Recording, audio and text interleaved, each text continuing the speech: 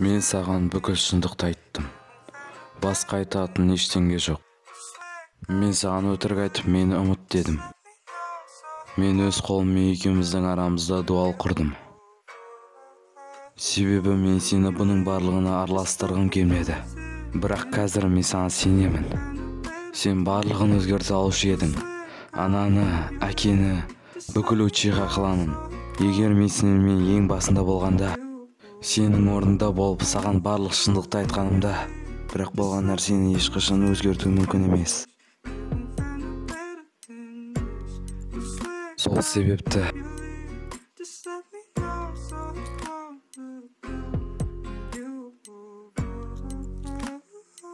ешқашан мені ұмытпа. Бірақ сен алдыда не істемесең де, мен сені әрдайым жақсы көріп өтемін.